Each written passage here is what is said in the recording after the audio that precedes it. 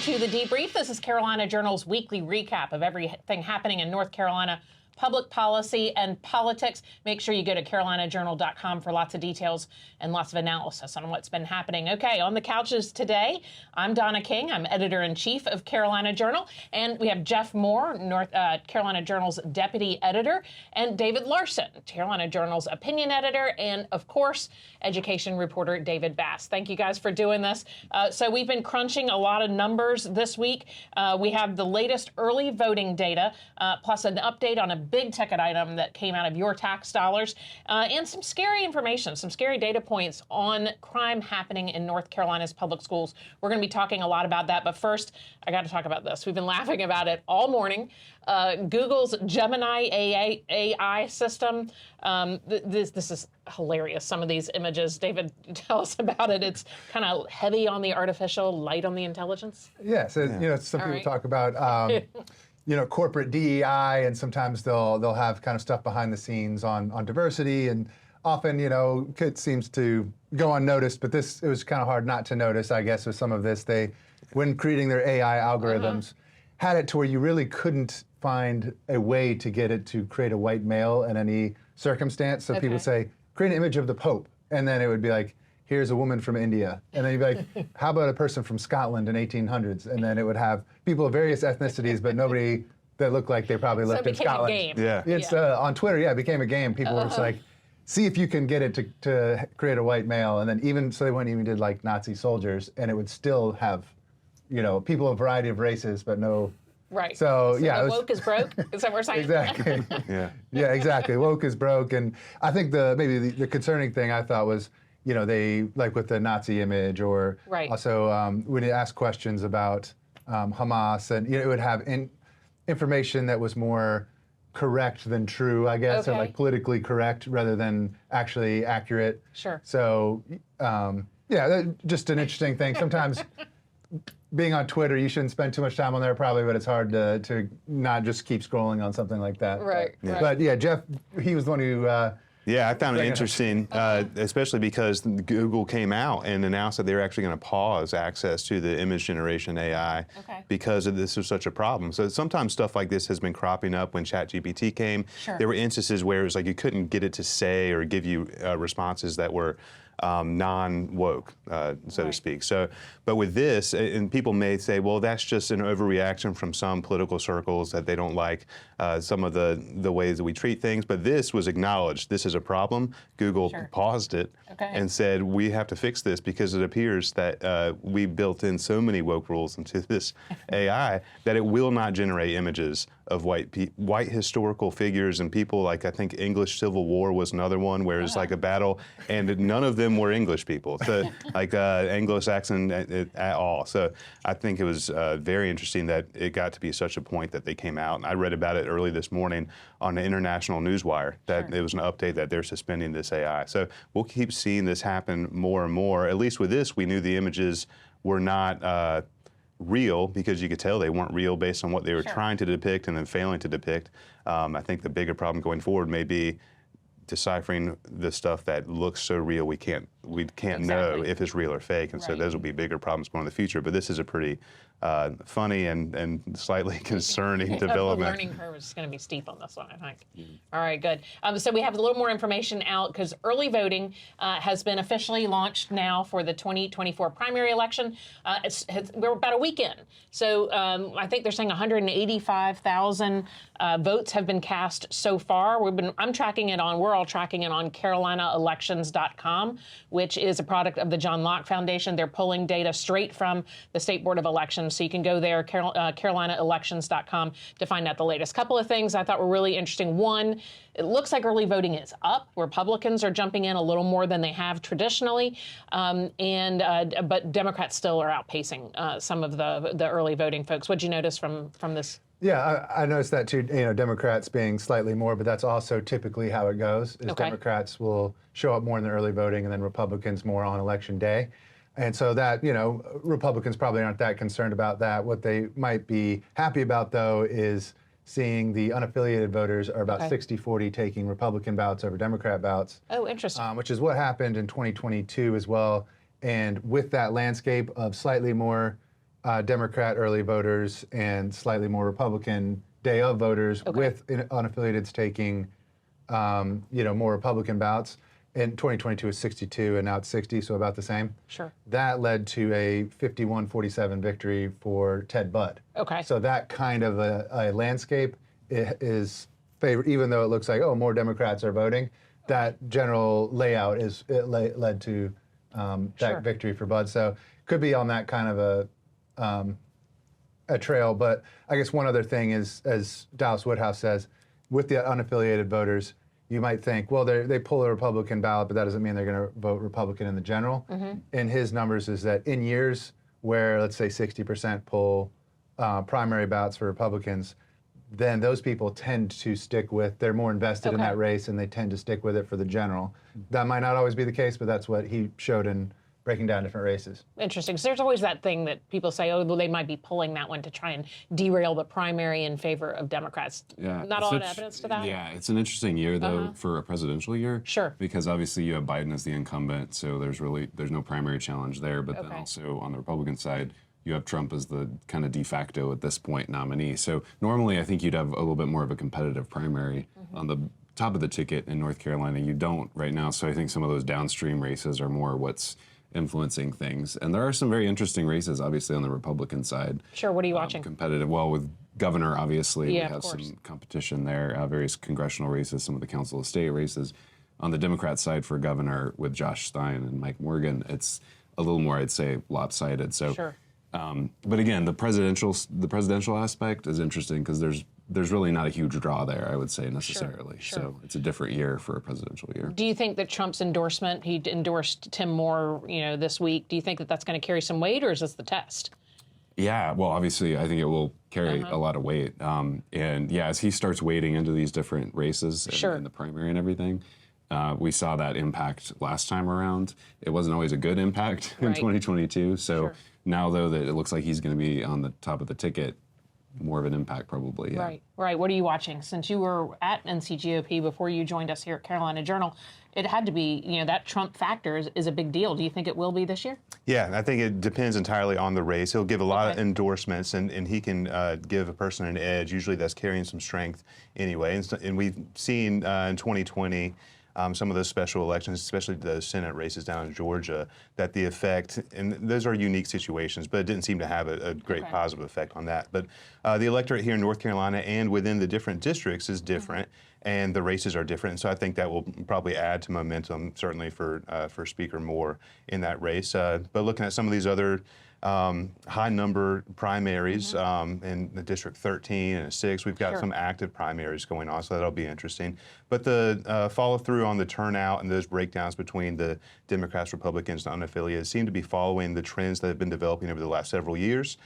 We've got a state that's split up into threes pretty much, with the unaffiliated holding the edge. But we see, I think, consistently over the past few cycles that they're leaning a little bit more Republican as they're pulling ballots, and then that follows through in the general election. It gives the Republicans more of an edge. So you look at the Democrat early vote totals, and they're usually going to outdo the Republicans, just kind of a tradition of when they're voting. But the unaffiliated are really making the calls here in North Carolina. Maybe not classically independent, but they're aligning with one party or the other a lot of the time, and it looks like they're leaning towards Republicans this time around again. One of the things that really caught my attention in this is that there are some big races where Democrats have one candidate that they're planning. They're not having primaries. There's not as many primaries for Republicans. You could say, okay, it's going to save money and time if you have one candidate, but then on the other hand, maybe Republicans have more choices in the primary to shape the kind of person that they want to represent them. There's a case to be made both ways. Yeah, I think so. And I wrote an opinion piece earlier this year about primaries being the ice bath. It's not fun, but it might be productive. No one likes the primaries when you're in it. There's a lot of kind of acrimony about it. But it seems that the Republicans have a more democratic kind of process going on with fuller primaries. The Democrats are better at locking down single candidates to eliminate that primary competition and get them on to the general. And you have pluses and minuses on both sides. If you're in a district with a lot of candidates, you have a lot to choose from. It may be confusing, and then obviously kind of hamstrings those candidates when you have 10 or 12 primary candidates in the race. It's a little bit harder to break. It can be easier to break through, but easier to get buried at the same time. So it's an interesting dynamic. Yeah, it really is. You know, something we were talking about. Debates. It feels like they're gone. I mean, you know, Carolina Journal held a primary debate for the Senate race last year. And, you know, does it help candidates to have debates? Does it hurt them? Are people even interested in them anymore? With the rise of social media, they have direct access to these candidates. What do you think about it? Yeah, like we're talking about with sort of if you have just one single candidate, you know, there's positives and negatives to that. I think it can get a bunch of people interested in your primary, which will probably have them more invested in the race and looking later. And I think debates are another thing like that, where if you have them and you have kind of a lot of debate and discussion and people are paying attention, then they might vote in your primary and stick with you with these candidates that they've put a little energy into. But I was speaking to Jim Blaine, who's downstairs. He's a consultant about the issue. And he was saying, yes, a lot of people are now choosing not to do the debates, but he doesn't think it's the candidate's fault. Okay. He says it's more the organizers. The way that debates are organized now, it's much more partisan, smaller audiences. Media has been kind of siloed and chopped up a little bit more back then, you know, when it was like ABC and NBC, and those actually had more clout and more people trusted them as the non-biased source. Sure. You could have big debates there, deliver these candidates an audience that would offer more benefit than risk to them. But people don't really trust them as non-biased anymore, the big you know, networks. So it's just a matter of, is it worth it for a lot of these candidates? You mentioned, you know, Ted Budd. They had the empty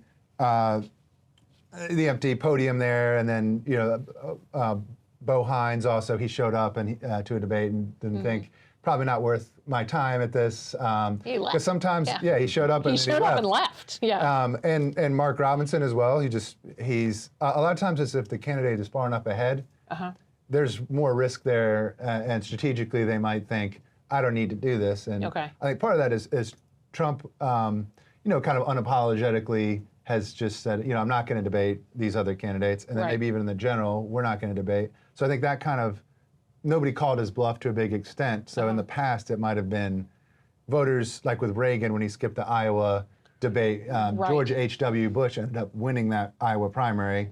Reagan won in the end, but he was really far ahead in the Iowa primary, but he went from having 50% of the vote down to like 30 because the voters punished him for not showing up to debate. Nowadays, it doesn't seem like voters are punishing people for not showing up anymore. So that's part of it too, is maybe voters would have to decide to care about that again. And there'd have to be sort of a new way of setting them up that would offer candidates more benefit than risk. Sure. Very interesting. All right, we're going to be following that really closely as we go into it. But again, social media, right? You'll have access to those candidates, and we're going to be covering all of them here. David, I'm going to move on just a little bit to a report that came out from Department of Public Instruction about crime in schools. Some scary stuff going on.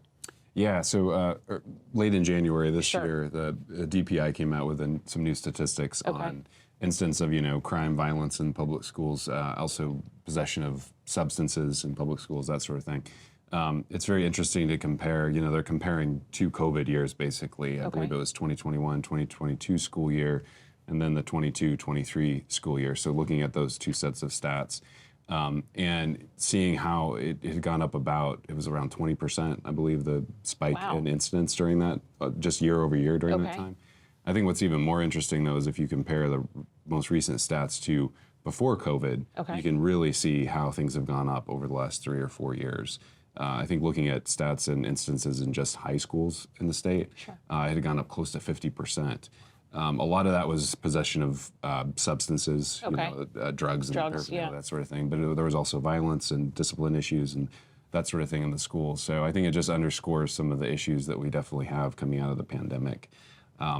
And how to address those. I know lawmakers have considered a few different bills during the session to help kind of shore up classroom discipline instruction. A lot of time they run into the issue from Democrats of saying, you know, you're going overboard or you're targeting certain groups with this sort of thing. So some sort of solution needs to be had. What that is. Clearly a problem. Yeah, it's clearly a problem. And The lawmakers have been looking at different solutions to it, but I think these numbers just underscore that it's an ongoing issue. Even now that we're out of the pandemic, we're still experiencing these issues. Sure. So, I mean, you have kids in the public school system too. I'm seeing it, and it is interesting about this idea of it being a pandemic-related issue, particularly drug use. It feels like that really exploded. It really accelerated on college campuses, high schools, that kind of thing. What are your thoughts? Yeah, I think that the pandemic effect on mental health and maybe the inclination for drug use is definitely a dynamic that changed during those years. Also, I think about the proliferation of actual market products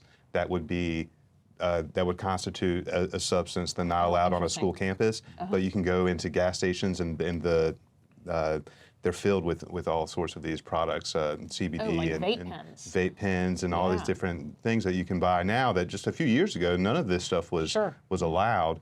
It's certainly not allowed on school campuses. And so I wonder if, and teenagers could probably walk in many instances and kind of buy this stuff. So I wonder how much effect that's having on kind of juicing those numbers, just because there's so much more availability of things to bring to school that you're not allowed to have at school and then getting in trouble. But also with the pandemic, school closures, absenteeism, and just a general kind of reticence for administrators to actually clamp down on some of the social disarrays that happen, it seems to just kind of allow it to foment more and more. So. Sure. I have a friend who works in a school, and she said they have a box in the office of hundreds of vape pens, literally hundreds. And you can put cartridges in them that have illegal substances, so you don't know that they don't, what's in them.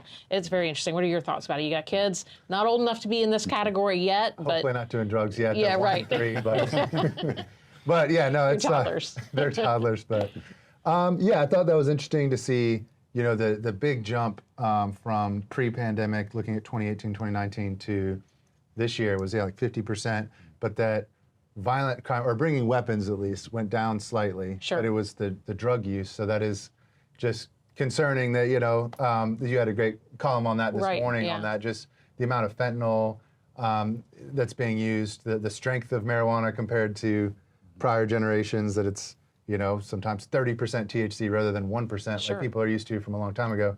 And that the effect that has on mental health, but also the use of opioids, especially fentanyl, probably the strongest opioid.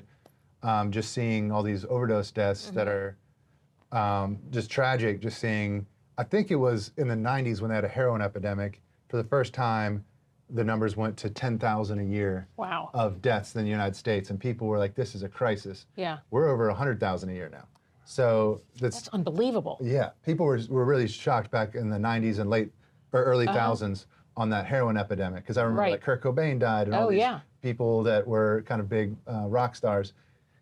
Yeah, this is like another world from that, 100,000. Literally 10 times. Yeah. That's amazing. Particularly for young people too. Sure. I mean, it's bad enough obviously for if you're fully grown, but for the developing brain, some of these items that you might get hooked on are just really, really destructive. Sure. And could also lead to lifelong problems with addiction. So I think we're seeing that among teens and young adults. Absolutely. When I was doing the research for the column, it's up today on carolinajournal.com. When I was doing some research for that column, one of the things that came up over and over again was this idea that there's so much THC, the concentration is so high in some of these drugs, even without fentanyl, which is, basically you're being poisoned by a drug dealer who's trying to cut costs by putting it into street drugs. 4% was 1995. Most marijuana had 4% THC. That's in a gummy, like a legal gummy in some states now.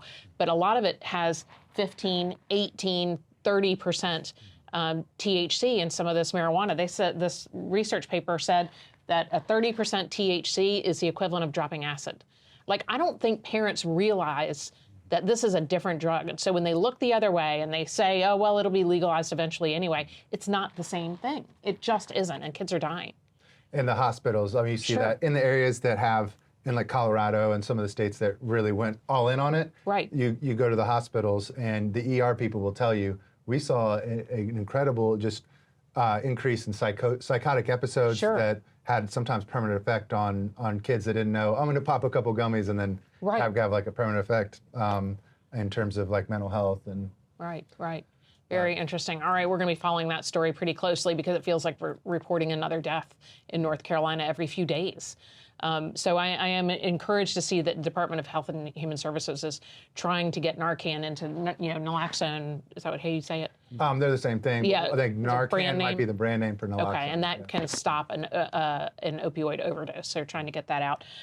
So switching gears again, a big ticket project. We've been watching pretty closely here at Carolina Journal, NC Innovation.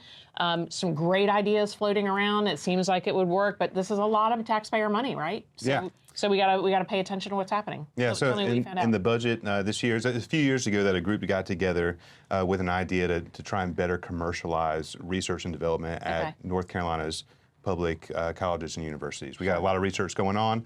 A lot of it doesn't get across the finish line, so they want... I think they called it the Valley of Death. Yeah, so the Valley of Death, and so you got research that gets funded to a certain level, and the things that look viable and profitable and maybe have a future in them, they get funded, and a lot of those projects drop off, and so they're looking to fill that gap in funding. So they made an appeal to the legislature to get some money for that, and so in the budget, it was written into the budget, and we just had some documents delivered as part of a public records request that showed how hard they worked to get that money. So it showed that they had, in the fourth quarter, from July to September of last year, so right during the critical budget negotiations, they spent about $288,000 on lobbying. Wow. So they retained multiple different lobbyists and just kind of a full court press for making sure that this is what you do in government when you're putting the budget together, to try and make an appeal for funding this program. It'd be a public-private partnership. And so they were successful in getting that written into legislation. It wasn't what they asked for, which was about $1.4 billion. Out of our $30 billion budget. Yes, a $30 billion budget. Right. $1.4 billion is how much they were looking for. They want to form an endowment with the money and use the investment proceeds from the endowment to fund grants that fund the research projects that are not quite getting across this valley of death, so that we can hopefully get more kind of production and economic development and more positive economic moves from this research and development in North Carolina. There's a debate about whether or not the taxpayer money should be the money used for that. And the John Locke Foundation has taken a position on that, and as a limited government, free market, conservative think tank has taken a position that is not not the purpose of state government, and wading into those waters is not necessarily a good thing and good use for taxpayer money. But they were able to get what they got, and did a well enough job that the staff at NC Innovation got about $175,000 in bonuses approved by their executive committee in September, just a few days before the budget actually went into effect. So they lobbied very hard, spent money on lobbying state lawmakers, were successful in getting not quite what they asked for, but a total of about $500 million, $250 million in two tranches. So they've made an appeal to the Department of Commerce that they're in compliance with the statute that was passed. Department of Commerce said, yes, you are in compliance, and they have sent a letter, as far as we can tell with this records request, as we received the letter, that they sent to the state controller asking them to disperse the $250 million to NC Innovation. So it looks like that will be on its way. We've got a further records request out there that should be able to confirm whether or not that's happening soon, but it's something we'll be watching, because with this kind of money, it's a really big chunk of change. It's a very cool idea. A lot of smart people getting around a table trying to think of how to better North Carolina. A debate about whether or not it's what state government should be doing. But in the meantime, with all that money being spent, Carolina Journal will be there kind of shining a light on what's going on and making sure that the compliance is there and taxpayers have the transparency they deserve. Sure. I mean, and that's actually the question. If this is such a great idea, why do they need taxpayer money, right? Yeah, and Brian Balfour had a good quote in your article on that, where he was saying, if these are, because a lot of these are great ideas that, it's good research from our state's universities, and it gets to this point, and then maybe, these great ideas, great products, great research don't get into becoming a product, so you need funding. But his point was, if there's so much potential there, having worked in business and in finance, if there's money to be made on something, the money will often, people will want to park their A free market is a free market. I mean, so if the market wants it, they'll go find it, right? There's a great idea, somebody will jump on it and invest in it. So I think part of what rubbed people wrong too is just the use of, I think he said in the lobbying, the minimally acceptable amount that we'll take is, what did he say? 1.4 billion. Billion. So they tried to set that as a floor, that's the minimally acceptable. But I think to a lot of people, like, you don't get to say what's that's taxpayer money. You don't get to define what's minimally acceptable. Yeah. So they ended up getting 500 million, which is still quite a lot. But maybe they're shooting for the moon, and they're estimating that they wouldn't get that, but they'd get something like what they did get. Sure, sure. Yeah. And from your perspective, let's just do a little apples and apples. We're talking about they got $500 million for a project that is to, I guess, improve the pipeline from research at the universities to products. How much did the Opportunity Scholarship Program that helps families get a little school choice in North Carolina? I'm glad you brought that up, because I was Yes. going to say I want to talk about education. Absolutely, yes. No, but I mean, Opportunity Scholarships this year are about $200 million. So, Okay. And of course, everybody, you know, on Sure. the left and whatnot freaks out about that amount and says this is it's been bankrupting public crickets. schools and all Yeah. this sort of thing. So, interestingly enough, though, with this new Opportunity Scholarship that's universally available Sure. to all families, can apply regardless of income, we're already seeing a surging demand for it. Last I Okay. heard there were about 45,000 applications total, probably more than that now, which is about 15,000 above where it sits right now.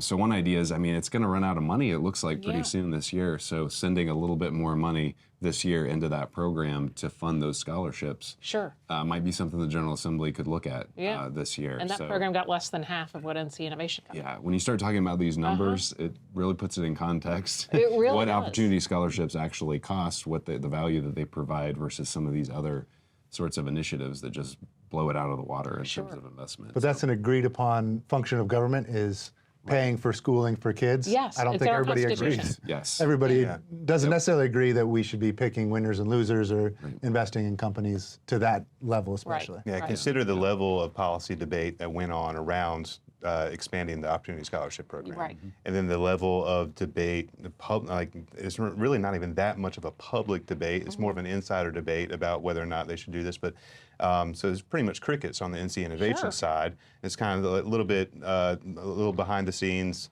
under the radar until you get to the finish line. And so they got $500 million. Meanwhile, the school choice legislation and expanding opportunity scholarships was all over the news for months, and is still a kind of a target of attack from certain political factions. So you see a real difference there in how things are treated, and so it makes you wonder if there should be more kind of accountability and focus and attention, some more daylight on the things that are getting those big chunks of change and have not necessarily had the same sort of scrutiny. Yeah, of course. All right. Well, we're going to provide that daylight, provide that real scrutiny on what's going on with your tax dollars in your state capital. Thanks so much for joining us for the debrief. Make sure you subscribe, and we'll bring it to you each week. Thanks so much.